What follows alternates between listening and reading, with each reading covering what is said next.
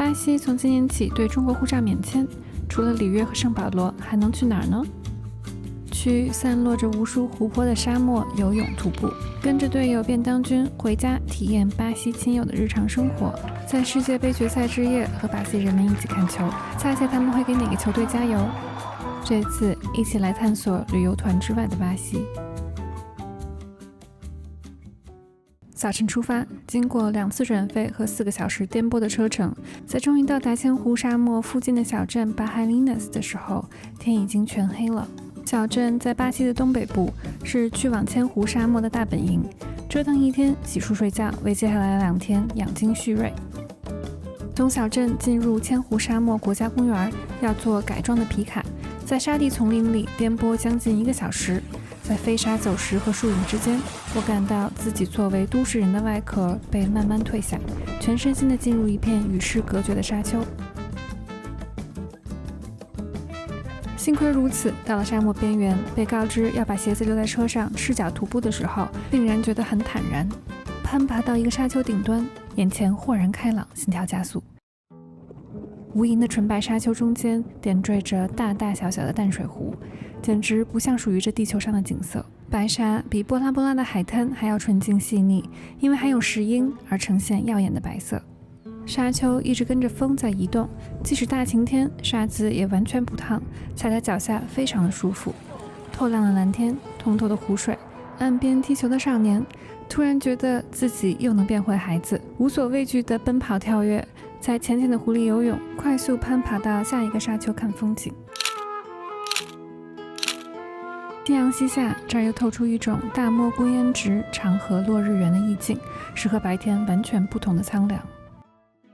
千湖沙漠的葡语名字是 Lençóis Maranhenses， 意思是马拉尼扬州的床单。只有在空中俯瞰沙丘的时候，才能得到名字的含义。严格来讲，这里并不算是沙漠，附近的河流入海的过程中，携带泥沙被大西洋的洋流推回海岸线。旱季，来自大西洋的强劲海风将沙子向内陆搬运，日积月累，形成了绵延数百平方公里、高达40米的沙丘。白沙之下有不透水的岩层，在6到9月的雨季，形成成千上万个蓝绿色的淡水湖。在沙丘徒步很美，但只有飞行才能看到千湖的全貌。在这儿的另外一个项目是 ATV， 当然，为了保护生态，沙滩车是不能进入核心区的。游玩范围是在外围的小千湖沙漠和入海口。和核心区的绝美景色不同，这里更加狂野，踩踩油门，有种 Mad Max 的末日感。在暴雨中冲过过腰的河水，穿过沙丘中的绿洲和风车，在路上看到瘦到见骨的牛羊。原来这个公园里还有传统的居民在沙丘间捕鱼放牧。狂飙的大西洋入海口沿着海岸线狂奔，黄沙打在脸上，隐约的疼痛。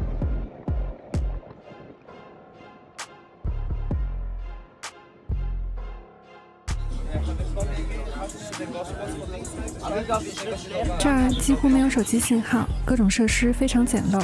中午在有茅草屋顶的餐厅里，豪气地吃下一整条烤鱼，算是越野后的狂欢。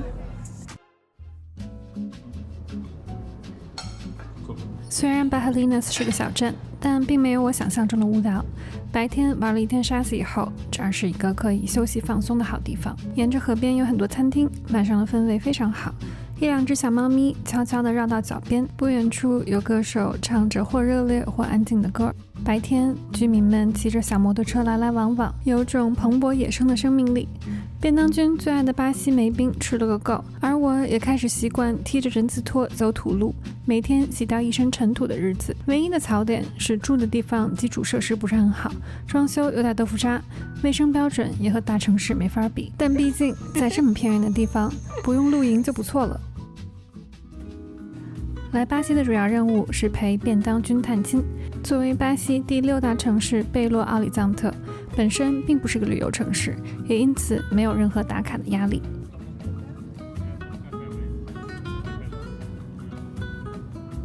在这儿，我们住在市中心的民宿，照常工作，周末早上去附近的咖啡馆吃早饭，在小公园随便逛逛，观察来往的人群。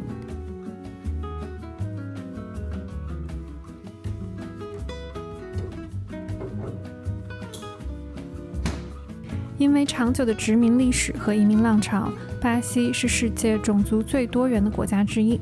走在路上，观察到巴西人的长相只能用多元来形容，没有标准可循。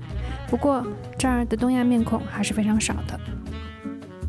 贝洛奥里藏特位于米纳斯吉拉斯州，这个州的灵魂是奶酪，甚至到了列入非遗的程度。饮食中奶酪的含量也非常高，最著名的是奶酪面包 pão de queijo， 也是我为数不多熟练掌握的葡萄牙语单词。跟便当君的家人一起吃饭，他们还特别给我准备了筷子，真是非常可爱贴心。可惜我完全听不懂葡萄牙语，只能通过 AI 翻译软件勉强偷听大家庭的聊天，但也觉得十分温馨。贝洛奥里藏特被公认为有巴西最高的人均酒吧数量，几乎每个街角都能找到露天的小酒吧，是城市的社交灵魂。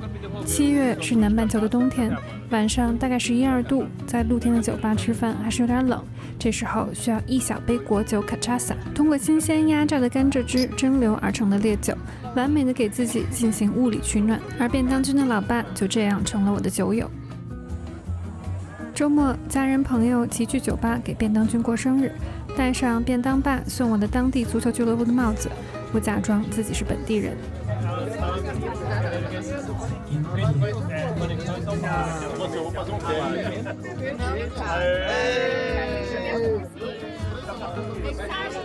同样是离开祖国工作生活的人，我们都很珍惜可以和家人朋友相聚的时光。巴西和中国一样，也是非常重视大家庭的民族。看到亲朋好友从四面八方齐聚一堂为他庆生，我甚至有一丝嫉妒，真是个又幸运又幸福的家伙。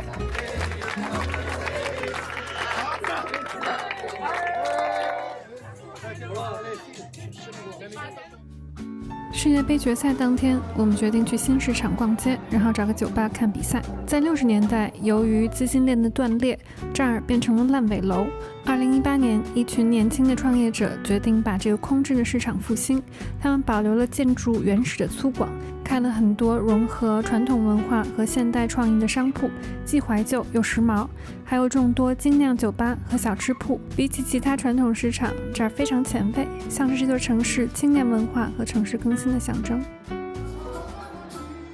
虽然巴西没有进入决赛，但对足球的热爱让这天晚上的每个酒吧都座无虚席。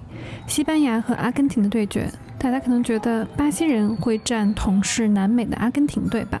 那可是大错特错了。巴西和阿根廷在足球上是势不两立的绝对宿敌。对巴西球迷来说，阿根廷夺冠甚至比巴西被淘汰还要让人难受。因为对阿根廷人高傲的刻板印象，阿根廷在整个拉丁美洲人缘都是倒数第一，因此大家一边倒的在今晚化身为西班牙球迷。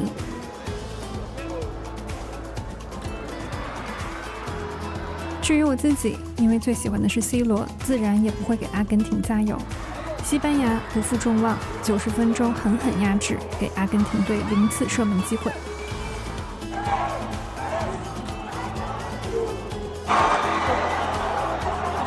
最终在伤停补时阶段进了球，终于全拉美人民都能睡个好觉了。